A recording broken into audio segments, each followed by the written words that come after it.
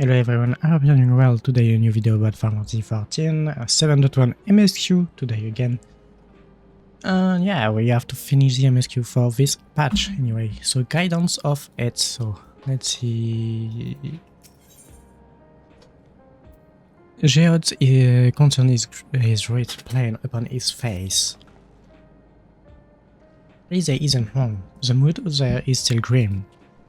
Some of Qyorria remember a time before they were dependent on the soul system, but even they are unsettled and wondering aloud if they'll have the chance to reunite with old friends and family before they pass on. With good reason too. The journey home won't be an easy one for those who've grown old. That's why it's mostly been younger folk who have been living on for Qyorria, ones with no elder to care for. Word of that, a problem has reached us in Qyorria. My brother is doing all he can to see the exact Qyorria railroad restored to operation, so that people may come and go more freely. Unfortunately, the tracks only go as far as Vanguard, so some traveling by foot will still be necessary. Even so, the railroad would make things a sight easier. How long before it's back in service? I couldn't say. When I left for this visit, Qyorria seemed reluctant to make promises. But while Shell's working on the data, we could go and see the state of it for ourselves. Yes. To Shallow Station then. Make sure to keep Qyorria informed. Okay.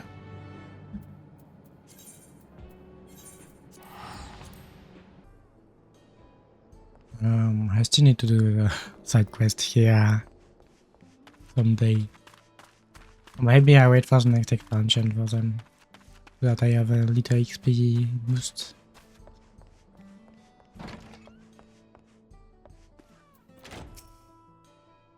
Let's in.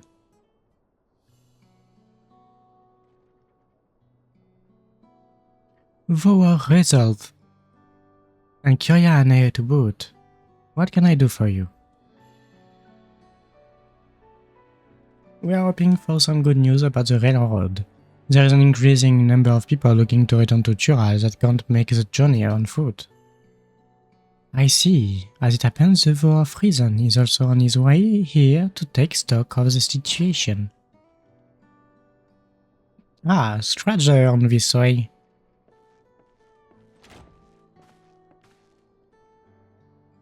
Oh, new outfit for him.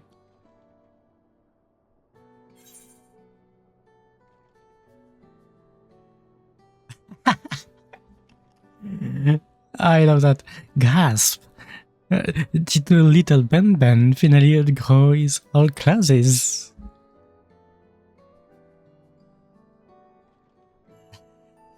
Stop that. As you well know, my previous art here was that of a cleaner, and I have chosen a different path.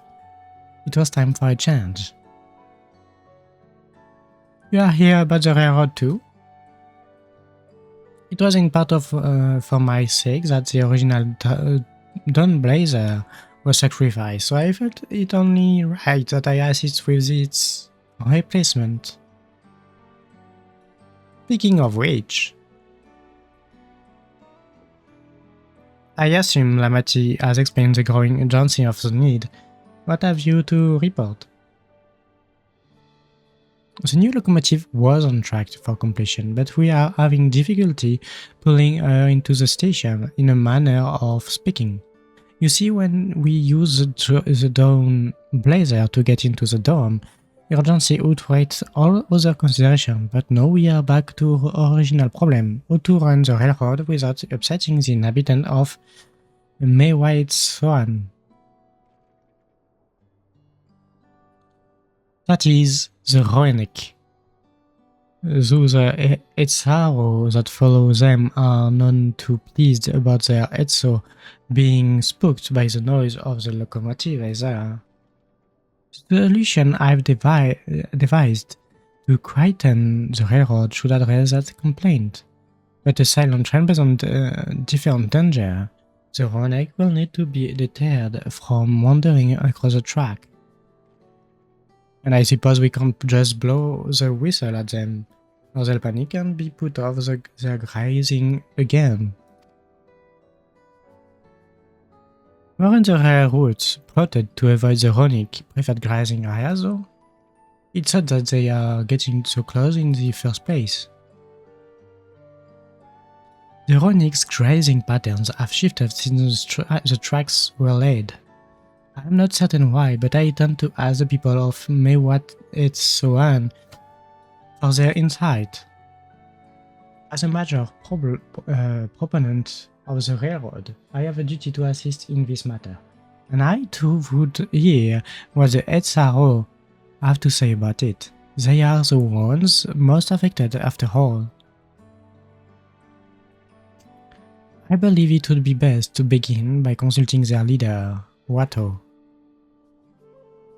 The rest of you can accompany us to Hhetso encampment if you like.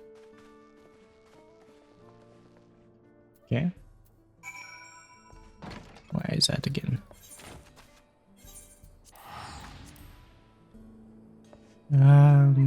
This way.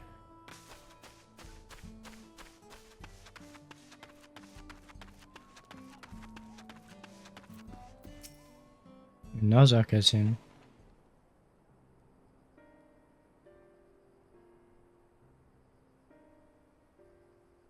Thou of Resolve, thou of Reason, I bid you welcome to your camp, but what brings you all the way to Mewat Hhetso? I thank you for seeing us. Our visit concerns the matter of the Qyorria Railroad. We know you want it quiet, blah blah blah. You two have noted the Ronik unexpected change of behaviors, and my son, Hhetso, has been looking into this matter. Hhetso? Normally, we'd expect the Ronik to keep to their favored grounds nearby for a while yet.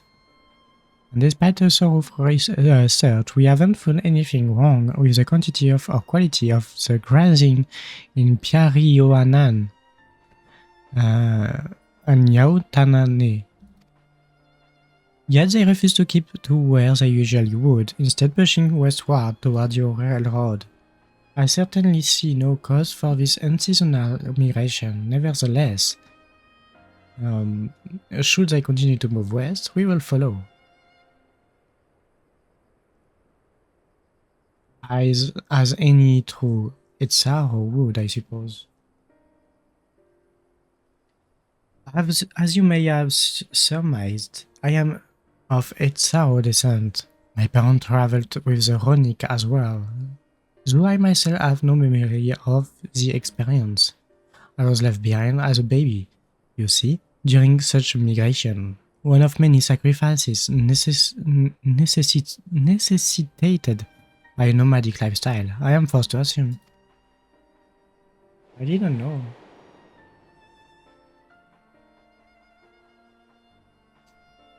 A chance encounter with a kind Pelu merchant was the only reason I survived. Taking pity on me, he taught me his trade that I might fend for myself. I became a stallkeeper in Qyoria's market, and that is where the Dawn servant found and adopted me. I had already been in the palace sometime when Lamati came to join us. Like me, she had been cast aside by her parents. I knew the pain of solitude, and wanted to spare her that suffering. As this tiny child's new brother, I swore I would always be there for her.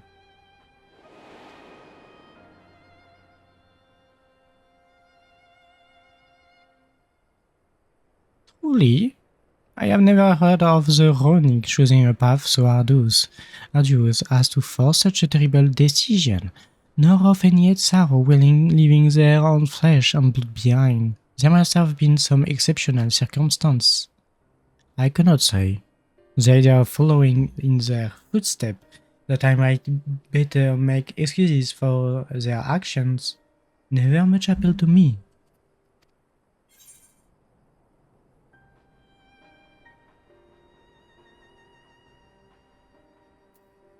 even if it might help you better understand the Ronic's currency behavior. Oh my god, I can't talk. It's the morning. As is so often the case, you are correct. Though my discomfort with the Hhetso way may arise from fear of reopening old wounds rather than blind fervor for innovation, it would nevertheless see me repeat past mistake. And to refuse to learn one of your country's treasured tradition would make me a prudent servant indeed. Please teach me of the Ronic and what they mean to you. I promise to listen with an open mind. We would be delighted. In the meantime, your companions are welcome to look around. Will you learn of Hhetso culture with me? I should like to approach this with the fervent curiosity that you and my sister share, but it would be useful to know whether I am doing it correctly. Okay. Then it's settled. You'll learn more of the Ronic, and we'll have a look around the plains. And perhaps in the process, we'll find the answers we seek.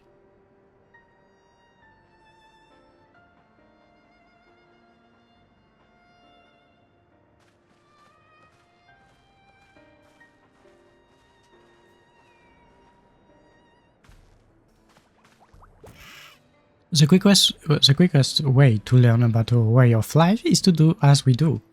I hope you are not above manual labor. I am not the most experienced, I'm ashamed to admit, but I shall put forth every effort. That's all we ask. Take these tools.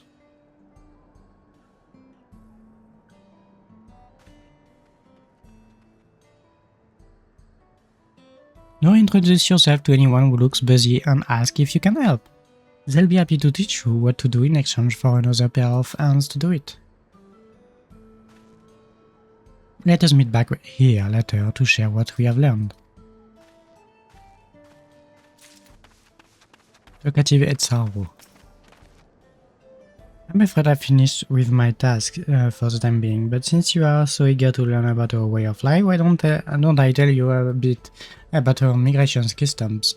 If you are here, you likely already know that the Ronic are Hhetso or guides that we travel with through the turning of the seasons. We trust them to lead us to fertile land with all we need to survive. But you may not know that sometimes the herd splits in two, bound for different paths. On those occasions, we Hhetso must also part with half of our number. You may think it's a strange and stressful custom, but over the years it has seen us visit new lands and broaden our horizon as a people. This too is the wisdom of the Hhetso. Okay. Interesting. They follow people. They follow the herd and so they go different places. This won't do. The wind will do right through it. We'll go right side. Me without my needle and sinew.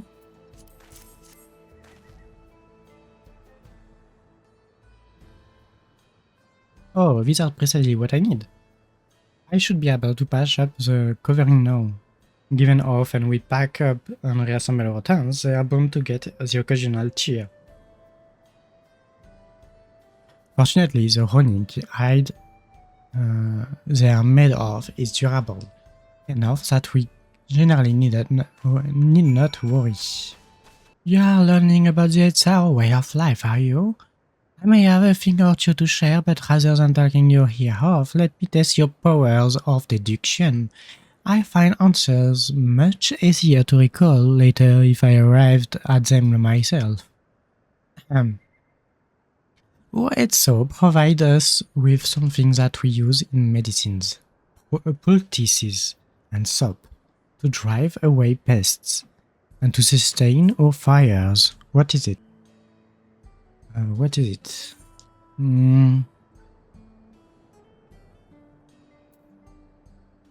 Is it dung again?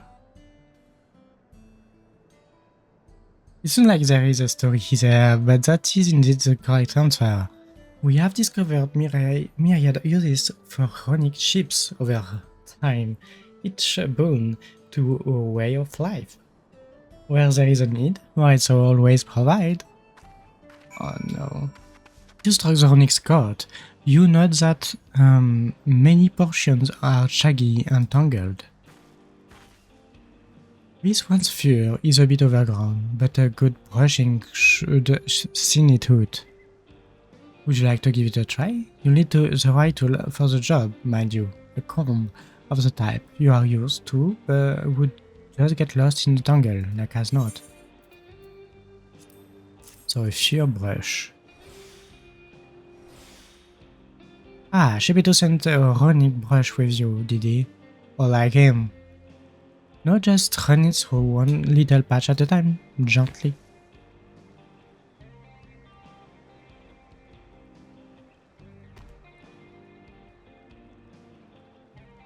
You dutifully brush the Runic until your arms grow weary from the prolonged battle with its Scott. It appears much tidier now, though the same cannot be said for your clothes, which have acquired a new coat of their own. Well done, with less success fear, our friend here will be more comfortable in the afternoon heat, and less susceptible to illness. A combed coat also makes it easier for us to identify injuries, should the need arise. Okay? They are very much like a tribe, to be honest, like a Xayla tribe or, yeah, Mikote tribe, so it's interesting to learn of their culture. You smell of the grass and the wind, which is a good thing, I promise. You could nearly be mistaken for one of us. You even look the part. I have to wonder how Vokoana is getting on. I assume he would be reluctant to get his hands dirty, but it seems he wished to understand us was sincere.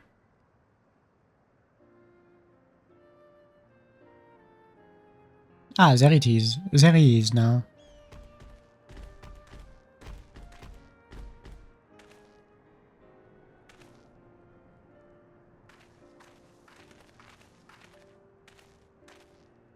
Apologies for my tardiness. I was tasked with grazing the Runic and ended up rather far afield. I found myself wondering either and teaser at my companion's inclination to force us back to the trail seemed inappropriate. But how was your handwork? Have you anything to share? The Runic are a treasured member of this community, as important as family.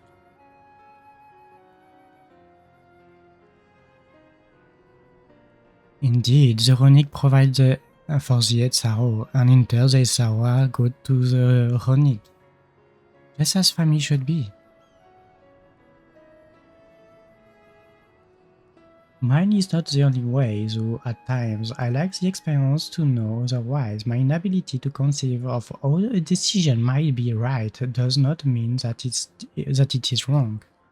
My parents had a duty to the Runic, as they did to me, and so I wonder if their leaving me behind was not so selfish an act as I once believed.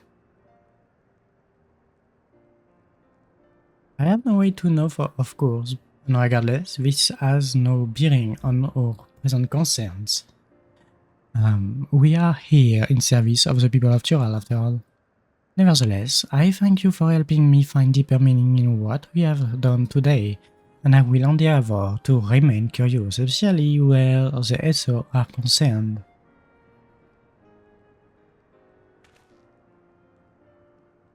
I'm glad to hear that, Vokoana. You are welcome among our herd anytime.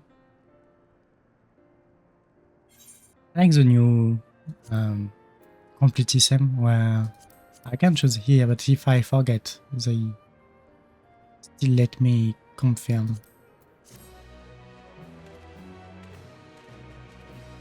And so with that, it will be the end of this video. And so this quest of the MSQ. Oh my god, I can't talk anymore. I am sneezing and stuff. So it's hard to read, I think it fell through the video. Thank you kindly for watching. Put a like if you did like, a dislike if you didn't, subscribe for more, and I see you in the next time for maybe the last quest of this MSQ for the 7.1.